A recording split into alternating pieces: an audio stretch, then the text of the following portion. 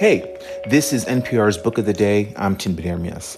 John Sayles is the legendary director behind films like 8 Men Out and The Brother from Another Planet. Now, he's turned his creative energies to historical fiction in the novel Crucible. It's the story of Henry Ford and the impact his automotive empire had on the city of Detroit. Here's Sayles talking about it with Here and Now host Robin Young. This message comes from IXL. Spring is here and school testing is just around the corner. IXL can help. Make an impact on your child's learning. Receive 20% off an IXL membership if you sign up today at IXL.com/NPR. This message comes from Progressive Insurance. Insurance isn't one size fits all. That's why drivers have enjoyed Progressive's Name Your Price tool for years now. With the Name Your Price tool, you tell them what you want to pay, and they'll show you options that fit your budget. So whether you're picking out your first policy or just looking for something that works better for you and your family, they make it easy to see your options. Visit Progressive.com. Progressive Casualty Insurance Company and Affiliates. Price and coverage match limited by state law. This message comes from Warby Parker. Prescription eyewear that's expertly crafted and unexpectedly affordable. Glasses designed in-house from premium materials starting at just $95, including prescription lenses. Stop by a Warby Parker store near you. Screenwriter, director, actor, and author John Sayles could rest on any of his many laurels.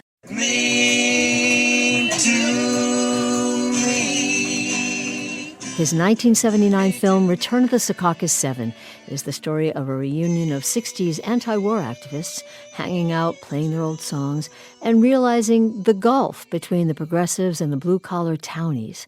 That film inspired The Big Chill, and made for about $40,000, it launched the American independent film movement. And John Sayles made a film every year after that through the 80s.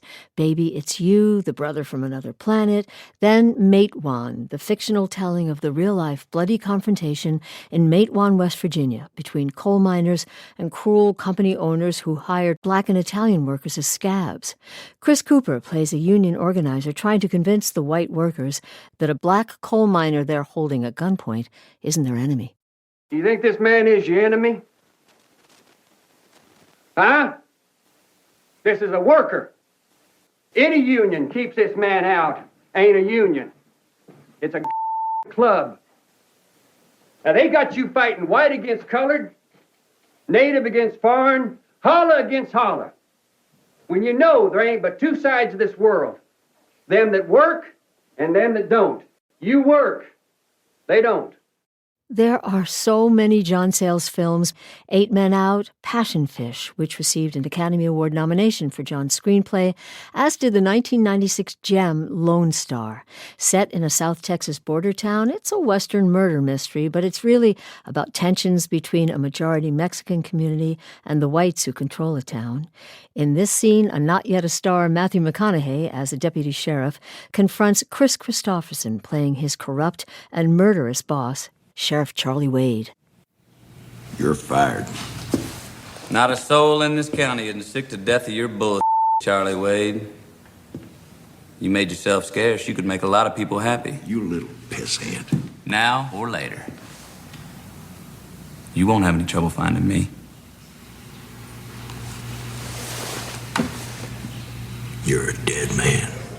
John Sayles also writes novels. His latest, Crucible, is an epic telling of the historical tale of Henry Ford's control over Detroit, and his fans packed the West Newton Cinema outside Boston to get a book signed and to get a moment with the icon. Yeah, I mean, there's still a few combined assembly plants like in Bowling Green and Lansing, but most of them aren't made there anymore. We shot a movie in Greenville, Alabama, and there was a Hyundai plant there. And things had changed so much that the quarterback of their football team was a Korean kid. Really? Yeah. Interesting. Hi, Mr. Sayles. There would also be a screening of City of Hope, a film about inner-city corruption, crime, racial minefields, you know, a John Sayles movie.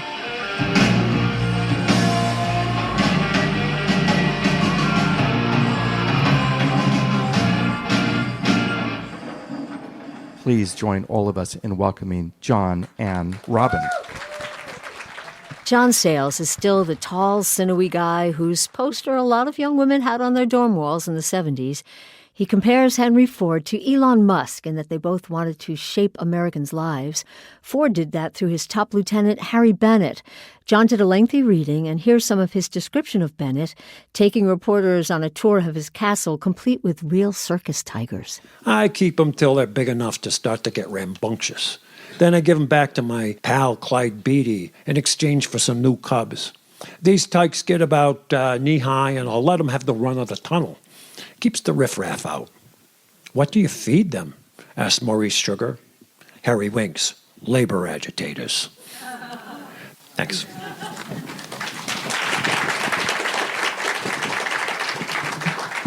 So I just have to ask, was that true that he had lion cubs? Yeah, he had his this mansion that Harry Ford gave him, fitted with these towers and had guys with machine guns on it, had secret pathways. He was very hated by a lot of the workers and was sure there was somebody gunning for him, and there probably was. Whenever he was having a meeting, he'd have one of them come in and walk around and, kind of rub up against the guy's legs and purr very loudly. You feel that way a lot in reading this book. You can't make this up. No, you would not believe Harry Bennett. Or that Henry Ford just saw this little guy having a fist fight with a couple sailors on the street one day, and he gave him a little position, and he moved him up until he was the most powerful man after Henry Ford at the company, and he became pretty much Henry Ford's enforcer. For instance, if you went to the bathroom from the assembly line, there was somebody with a stopwatch timing how long you were gone and when you came back. There were no doors on the stalls, so when you sat on the toilet, there was a guy with his arm folded and a broken nose staring at you the whole time from the service department to make sure that you didn't talk to anybody while you were in there and maybe, cook up a union or something.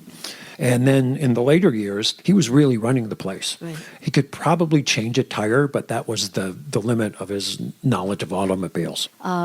It's not really about Henry Ford. It's kind of more about the effect of somebody like that on just working people and people in the city. Talk about his sociological department. Yeah, and he was really brilliant at certain things. When he started having some competition in the auto industry, he just said, I want my workers to be able to afford the car they're making. I'm going to double their salary. He, to his credit, said, I'm going to pay African-American workers the same as white workers.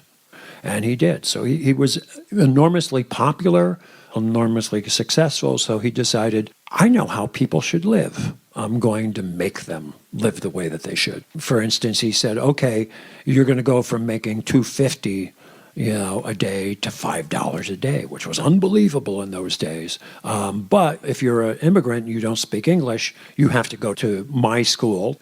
There was a big ceremony that you got once your English was good enough. But they also sent these people to your house. And you had to hide your vodka, and you had to put forks and knives on the table, even if all you had to eat was soup, because that's what civilized people did. And you had to have a marriage certificate on the wine. You couldn't have relatives living with you. And it's very, very intrusive, but it was part of keeping your job. You mentioned the immigrant strand, which was fascinating to me. It's a Polish family. Mm-hmm. I can remember when it was okay to tell those stupid light bulb jokes based on Polish people. Mm-hmm. There was a point when it was illegal in New York City for more than 3 Irishmen to be on the same place. One thing that's always happened is that employers have used one ethnic group against another. Except that there was this idea of, there's this kind of nasty union thing in the air. Nobody else in Detroit or anywhere else in the country was paying industrial workers who were black the same as they were with people who were white. And most of the unions up to that point had been very exclusive. They didn't want Chinese people, and they didn't want black people, and whatever. So he felt like they were kind of, they're loyal, and they're going to be strike insurance. In the 30s, there was a wildcat strike at the River Rouge plant. They shut all the doors of the foundry where most of the black workers worked and said, well, here's the deal. We're going to give you weapons, and we want you to go out and fight for your jobs. And for a couple hours they did until they realized we're outnumbered 20-1. Yeah. There's so much here. Yeah, there's a guy named Diego with his wife Frida who shows up to paint a mural for Henry Ford, Diego Rivera. You can still see it in the museum in Detroit. Joe Louis. Joe Louis makes an appearance. Hey, you can't do Detroit without Joe Louis. I want to ask you this. We're born in the same state, New York. You're Schenectady. I wonder if that shaped you. Oh, absolutely.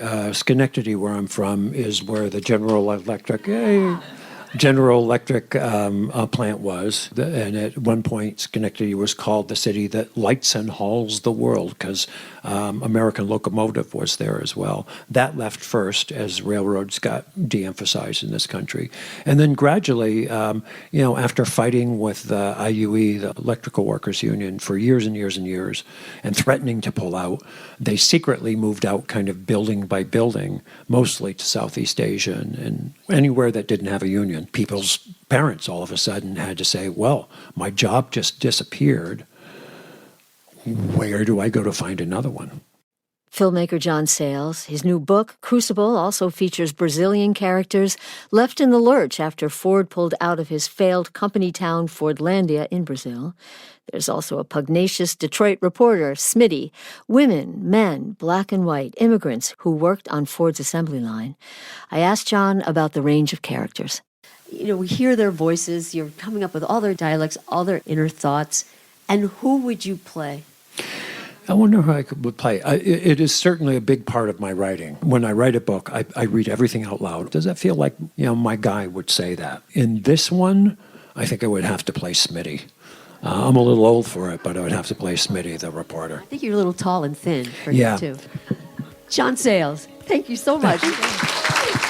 Thanks, Robin. We'll come back for a movie.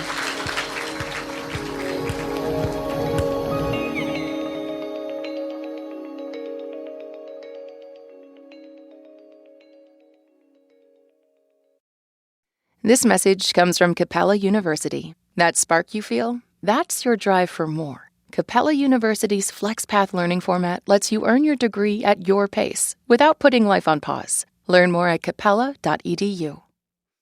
This message comes from MIDI Health, introducing AgeWell, longevity care designed by women for women. Women can feel overlooked by the healthcare industry, especially when it comes to aging. MIDI Health offers personalized services conveniently accessible through telehealth visits and covered by major insurance providers. Your health is worth it. Book your virtual visit today at joinmidi.com. That's joinmidi.com. This message comes from Capital One with the Venture X card. Earn unlimited double miles, a $300 annual Capital One travel credit, and access to airport lounges. Capital One. What's in your wallet? Terms apply. Details at CapitalOne.com.